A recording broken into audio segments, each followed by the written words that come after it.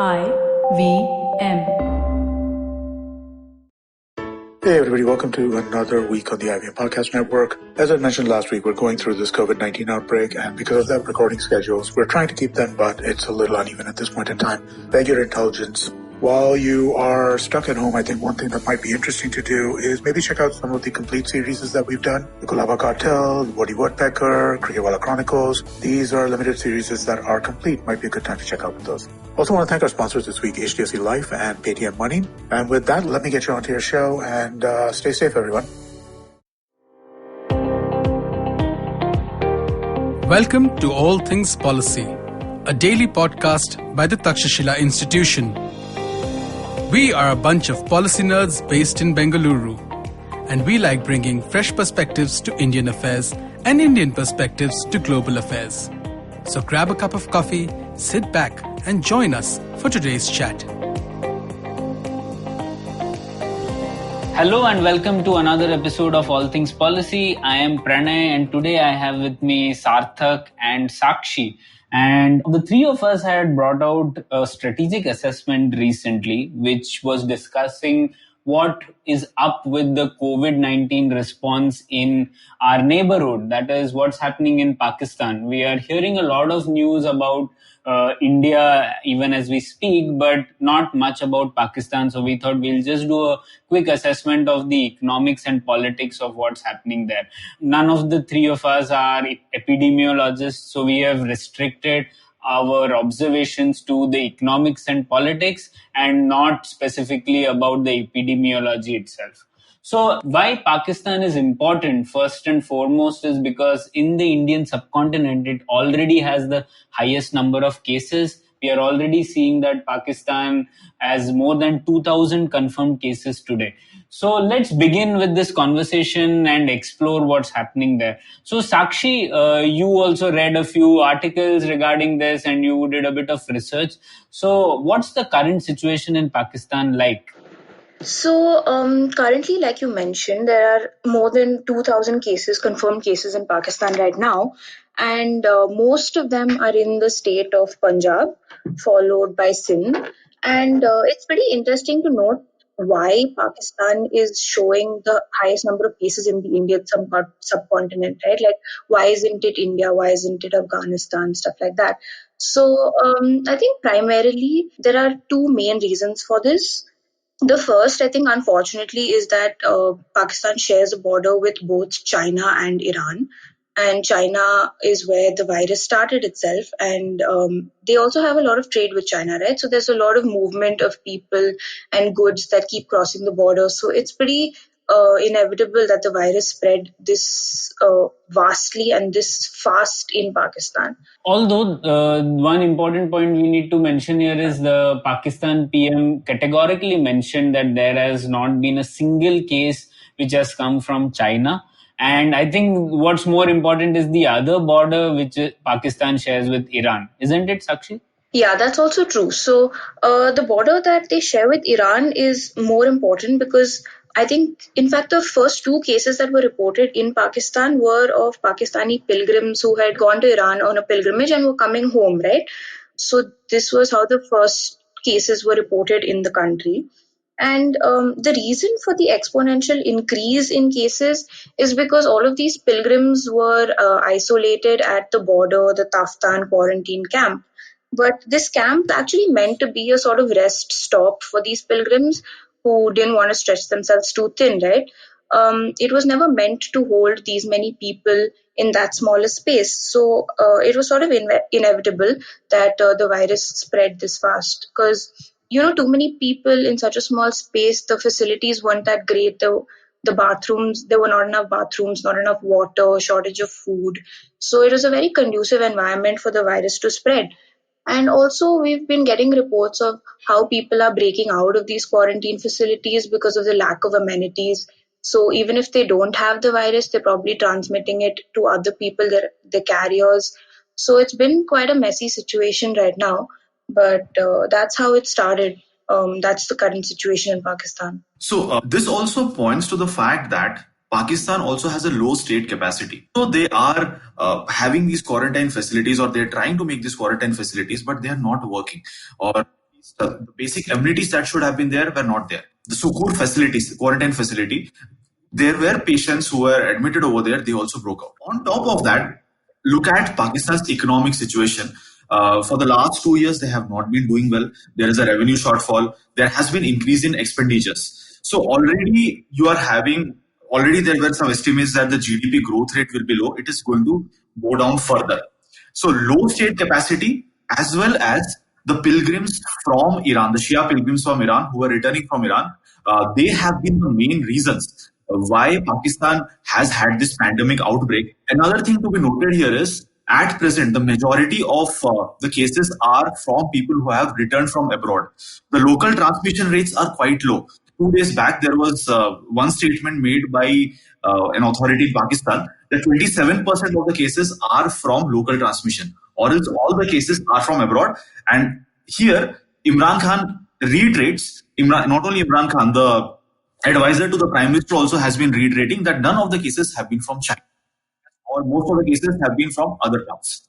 Right. So I think that was the beginning of it. So a lot of people coming back from Iran, which was one of the epicenters, but now Pakistan has already transitioned to stage 2 or stage 3 rather, and there is instance of community transmission also. So in that respect, Pakistan's situation is similar to India. And like India, even the state capacity there is quite low. So let's explore some of the similarities and differences in the response itself, right? So for example, one thing which is common between the two places is the lack of state capacity. So a lot of these spreads are happening because not enough testing is being done. So, for example, up till March 26, I saw that only 6,449 tests had been done in Pakistan.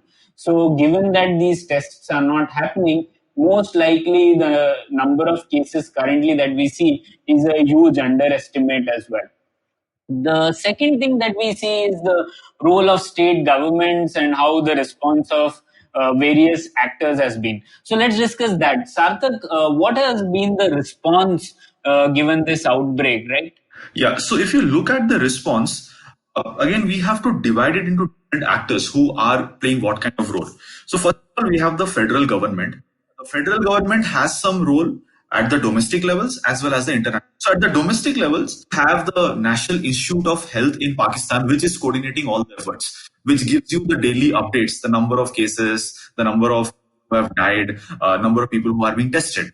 So it is doing and that. Just to add that NIH is a body of their Ministry of Health, so it is functioning under the aegis of the ministry. Under the aegis of the federal ministry, federal government. So apart from that, they have set up a core emergency committee to address this pandemic, and which includes health officials as well as the army. Then they have set up a national action plan, which again has different objectives ranging from short term to long term.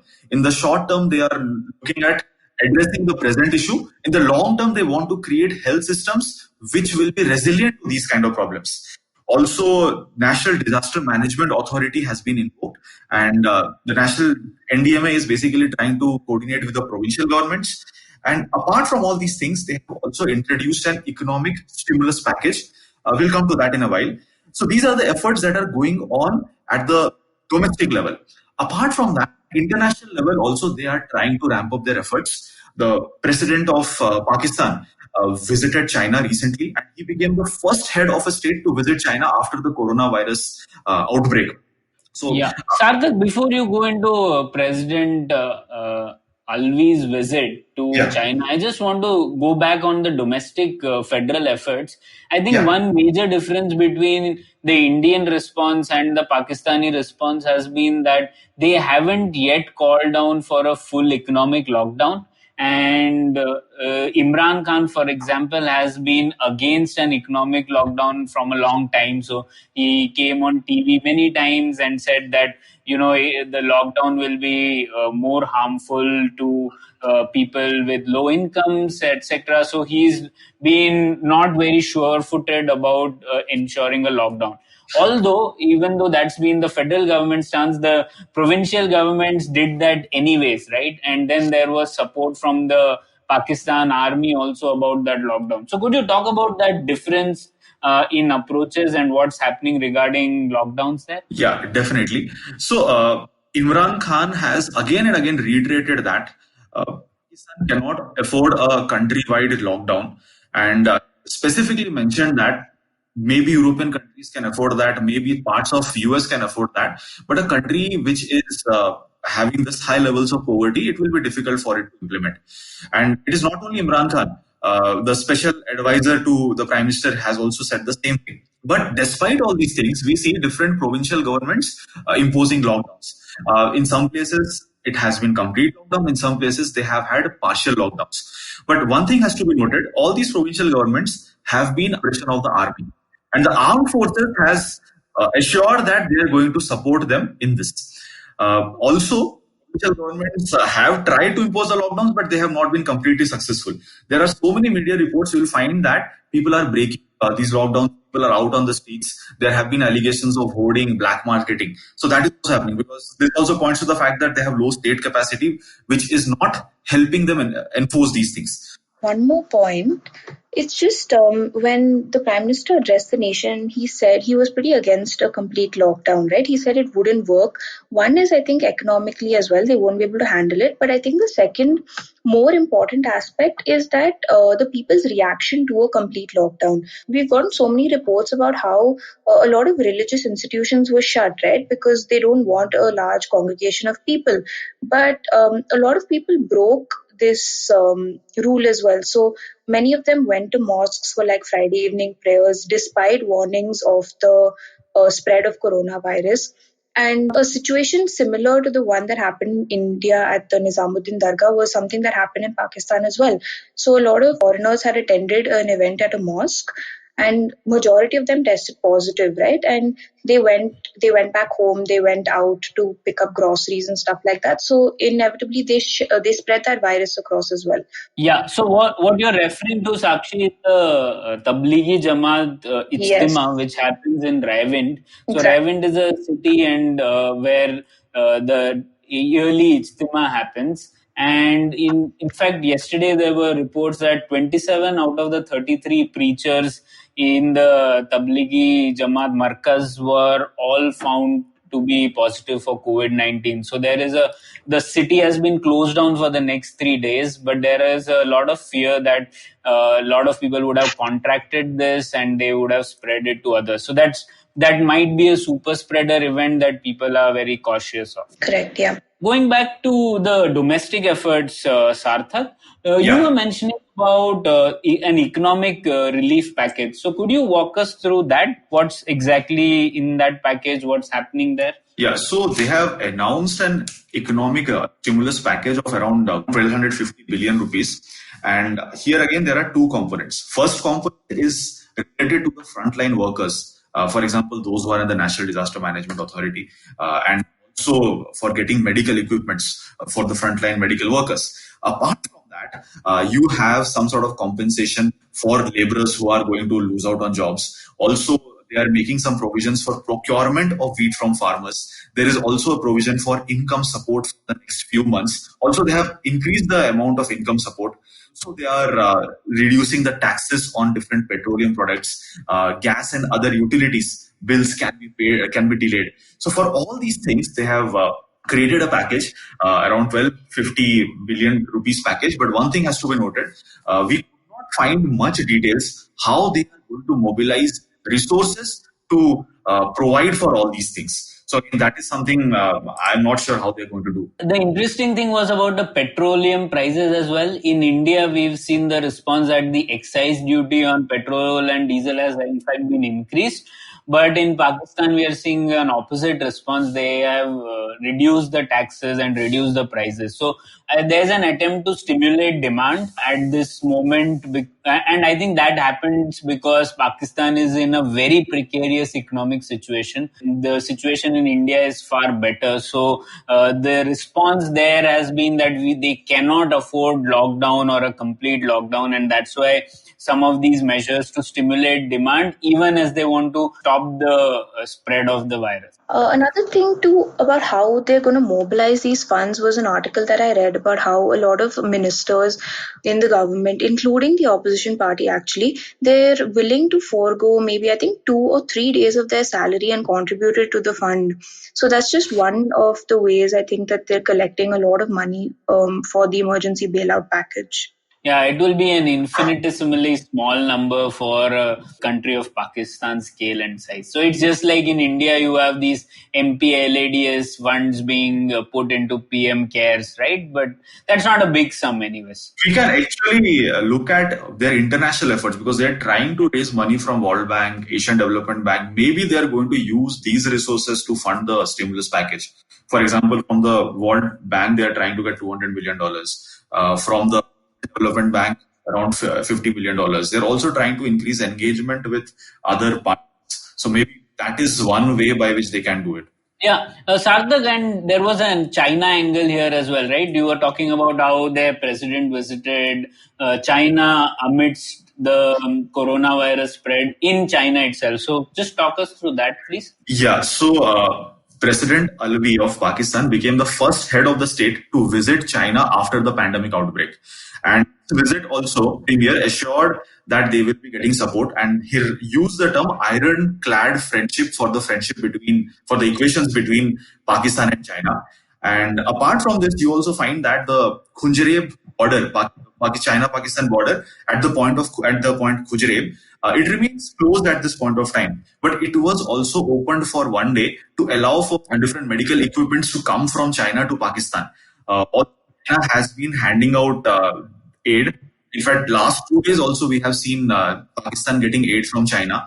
Also, some international organizations based out of China, for example, Huawei or Foundation, Alibaba Foundation, they have been supporting Pakistan. Yeah, so basically there is an outreach from the Chinese government and Chinese private players as well in order to help Pakistan in this response. What's ironical is initially when the outbreak was just about beginning in Pakistan, there was a huge export of masks and some protective equipment from Pakistan to China. And soon after, the situation broke out in Pakistan as well. And then there were calls that, hey, you've sent all these things to China, please get it back, and we are now in need. So, and now we see a reverse flow happening, and Jack Ma Foundation, Alibaba Foundation, etc., bringing in some supplies to Karachi recently. So that's what happened between China and Pakistan. I think it is very important for China to see that Pakistan comes out through this crisis because they have invested a lot of funds in CPEC, and that's their poster boy for the Belt and Road Initiative as well. So it's important for them to see Pakistan get over this. So I expect them to invest more funds into Pakistan in the times going ahead. All right, so that was about the international efforts. Let's get back to when we are talking about Pakistan, we have to also talk about the Pakistani military jihadi complex. So, Sarthak, what's the Pakistani army being up to? So, Pakistani army has been up to multiple things actually. It has been into multiple domains. So, first of all, the Pakistan, there have been statements from the Pakistan army chief as well that they are prepared for any extreme emergency. And they are providing testing facilities. In fact, the central testing lab is at the Army Armed Forces Institute of Technology in Rawalpindi. They are also researching and manufacturing face mask sanitizers. The medical plan of action has also been prepared with the supervision of the armed forces. They are also creating different quarantine facilities, different field hospitals have been also set up by them. And as we already saw, Army is helping in enforcing lockdown at the provincial levels. So Army's role has been quite significant in all the different aspects. Yeah, and the DGISPR made a statement immediately after the provincial governments declared a lockdown, which was taken quite well by a lot of people in Pakistan, saying that, the army is getting back. So we have to see this in the context of the political framework of Pakistan. The Pakistani army always takes the benefits and passes on the blame to other institutions. So even in this case, it will try to project itself as the body which will take Pakistan out of the crisis. And if something bad happens, it will be the responsibility of the civilian government. So you can already see this sort of a conflict playing out even as they try to get out of this crisis. Right. So next we should discuss the role of provincial governments, Sarthak. Just like in India, the role of provincial governments has been significant in this. So what's going on there? So as Sakshi pointed out, the majority of the cases have been in Punjab right now. In the last few days, the number of cases in Punjab has increased drastically. So it was the Sindh government initially who led the efforts, and now all the different provinces have also pitched in. So most of the provinces initially declared lockdowns. Also, the different advisories was sent out by them. Also, these state provincial governments, they have created their own funds for addressing this issue. For example, Sindh has set up a 3 billion rupees. Recently, Punjab province created a 10 billion package for daily wage earners. KP province has also been doing that. So forcing lockdowns, advisories, and creating funds, this has been the major thing. Apart from that, they have also restricted inter-provincial transports so that, again, transmission of diseases from one province to another can be stopped. Sarthak, also, what about the health infrastructure there? Just like health is actually a state subject in India, what about in Pakistan? In Pakistan, again, health is primarily the responsibility of the provincial governments. But when it comes to public health, which involves externality, it is under the domain of the federal government. And this is something which happened after the 2011 constitutional amendment. So public health is the responsibility of the federal government, and we have already seen how National Institute of Health and these agencies are playing a role. Apart from that, for the primary, secondary, and tertiary healthcare, this is the responsibility of the provincial governments. But one thing has to be noted here, that the healthcare situation is not that good. The infrastructure is not up to the mark. And this is something you will find from media reports. One example here is in the Sindh province, they had sufficient testing facilities, but they did not have sufficient human resources to use those testing facilities. In many places, isolation wards are not there. At present, some 35 isolation wards have been created all over Pakistan, but still it is way less than what is required. Many places also do not have protective equipments. So healthcare infrastructure is something which is lacking, and they have been trying to import it. I found something really interesting as well regarding similarities between India and Pakistan and the health infrastructure is the initiative that was led by the Indian Railways to convert the coaches into isolation wards was something that was implemented in Pakistan as well, with the Pakistan Railways also converting a lot of their trains and their coaches into isolation wards, I think sort of copying what the Indian Railways had done. So that's how they also increased their sort of their quarantine facilities and isolation capacities. So that was another interesting similarity that I found. Right. So that's a work in progress which is happening there. Yeah. So this is also something that I also found out in the last couple of days. They're also doing the same thing, and they're also doing it. All right. So this is all about what the various institutions are doing in Pakistan. Now let's get to the economic and political impact. Where do we see this going in Pakistan? Sarthak, what do you think? So when it comes to economic impact, there is going to be an economic impact. Already Pakistan was not doing well, and this particular pandemic outbreak is going to again make a major dent. Different estimates are there. Some say it is going to impact them by around $5 billion. Some are saying it is going to impact them by $10 billion. But whatever be the case, it is going to have a major impact, and across sectors they are going to get impacted by it. And in such a scenario, they would require cooperation specifically from international partners, from international organizations. So finding international partners at this point of time will be difficult. Saudi is one of those reliable partners, but they themselves are impacted, and the oil prices have crashed. So their source of income is also somewhere patchy. Yeah, just to go back on that, the traditional supporters of the Pakistani military jihadi complex have been the US, Saudi Arabia, and China. In this case, the US and Pakistan decoupling is already going on for quite some time, so they can't be expected to pitch in a lot, and especially because US is dealing with the mess in its home turf now. The second is, as you said, Saudi Arabia, but they are also under a lot of financial strain, and they are also trying to change their own economy.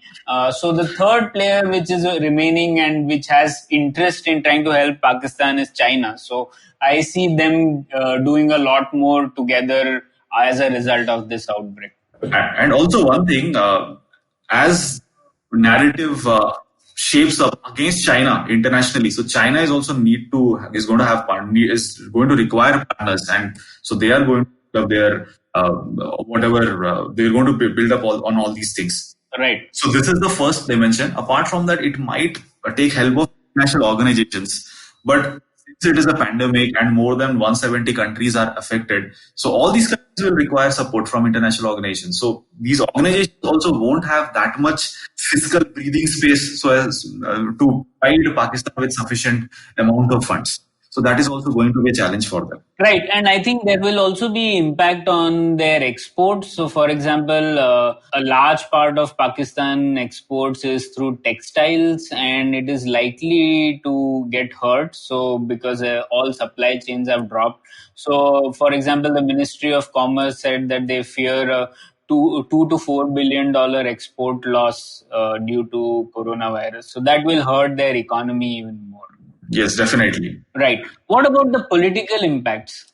Before we get into that, I think one point that all of us missed was about how it's gonna result in a lot of job losses and layoffs, because a majority of the manpower in Pakistan are actually daily wage workers, right? And I think it's estimated that about 60% of them are going to be laid off, with, I think, the agricultural industry and the manufacturing industry, the retail industry, transport, hospitality, all of them are going to be very hard hit. And so it's going to create a lot of void in manpower in Pakistan once this blows over. Right. So I think this number refers to the study which was done by Pakistan Institute of Development Economics. Right. And they said that around 60% of the vulnerably employed could be laid off if Pakistan opts for a complete lockdown, which they have tried to resist. So it's not a complete lockdown yet. But yes, there will be significant losses, especially to people in the informal sector. No, I'm just saying that the same study that you're talking about, that was done by the three economists. So in their study, they classified the stages of the Pakistan pandemic, right? So the first one was not that many restrictions. The second one was limited restrictions. The third one was like a complete lockdown. So they said that Pakistan at this point is somewhere between stage 2 and stage 3. So it would be around 50 to 60% layoff at whatever stage they're in. Thanks. So now let's get to the political side. Sarthak, what will happen on that front? Yeah, see, we have already seen army playing a major role, and also provincial governments taking the help of army and army pitching in. And also we have to keep in mind that the federal government had been against the lockdown. As army's role starts increasing, so this will be lending credibility to the armed forces. As a result of which, the equations that exist between the civilian government and the armed forces, which is some pain, will again move in the direction towards the armed forces. Also, the linkage between the equation between the federal government and the provincial governments, okay, that can also be impacted by it. Also, if you look at the sectarian issues that exist in the Pakistani society, as the initial cases were from Iran, those pilgrims, Shia pilgrims who visited Iran and they returned. So there can be a blame game. The Shias might be blamed for it. In the last few days, we have also seen how 3 officials from the Balochistan government, top officials, have referred to this particular virus, coronavirus, as Hazara virus, and they have blamed Shias for bringing this virus. So there is a likelihood of this turning into a sectarian conflict between the Shias and the Sunnis. Right. Although we hope so that doesn't happen, but there is a likelihood that there will be some strains because of the initial source of the virus coming in from Iran, right? So that is about the political impact. So basically we see more strains between first the provincial and the federal government, and also we will see that the Pakistan Armed Forces will try to project itself as the savior, and whatever ills happen will be passed on to the federal government. So that looks like what is going to happen in the days to come. So in any case, this place and the situation in Pakistan needs a close watch, because there are already 2,000 cases and the situation is expected to get even worse as the days pass. So that's what we are trying to keep a watch on. Similar train of thought is that as I think the situation worsens in Pakistan, and since a lot of supply routes etc. are shut, I think by default they're going to start leaning on their geographical neighbors, right? So that would also put a lot of pressure to probably India, but I don't know if we have the capacity to help a neighboring country right now in a situation like this. So that will be another interesting scenario that plays out. Yeah, not so much on India, because we'll still be, the borders are are closed, and the borders are, yeah, and they are also very closely monitored. So the situation on India is, the linkage is not very strong, but yes, it would be, currently the Afghanistan-Pakistan border has been closed by Pakistan, fearing more influx of cases from Afghanistan. So there might be some things there, and it will be interesting to actually see what happens between China and Pakistan now. The Kunjare Pass was supposed to open on 1st April, so it would have opened by the time this podcast comes up. So there will be some things between China and Pakistan. Are people allowed to go out, come in? That is something that we need to keep a watch on. All right. So that's all we had for today, and we'll link our strategic assessment in the podcast description. Please go through it and let us know if you have any thoughts. That's all. Thank you. If you liked our show, don't forget to check out other interesting podcasts on the IVM network. You can tune into them on the IVM Podcast app, ivmpodcast.com, or wherever you listen to your podcasts. You can also follow IVM on social media. The handle is @IVM Podcasts on Twitter, Facebook, and Instagram. And hey, if you'd like to dive into Takshashila's research on technology, strategy, and economic affairs, check us out at our Twitter handle @TakshashilaINST or our website takshashila.org.in.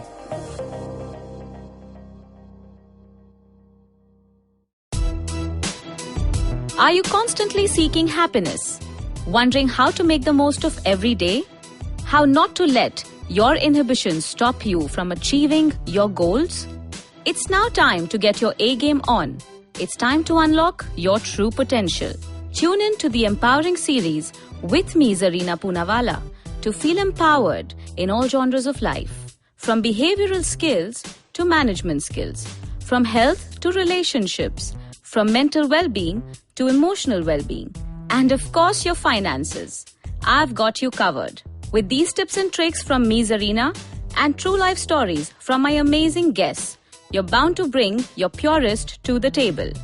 Tune in to the Empowering series with Zarina Poonawalla every Thursday on the IVM Podcast app, website, or wherever you listen to podcasts. Hi guys, this is Ayushi. And I am Ritasha. And welcome to Agla Station Adulthood. It's a fun podcast we've got going on, and we'd love for you to tune in and enjoy with us. Join us as we stop at various stations and discuss different topics that seem to be bothering us, and hopefully Dating, you as well. relationships, beauty, just being an adult, lots of different things. We don't have a great grip on it, but we've done okay so far. Catch Agla Station Adulthood every Thursday on the IVM app, the IVM website, or wherever else you get your podcasts.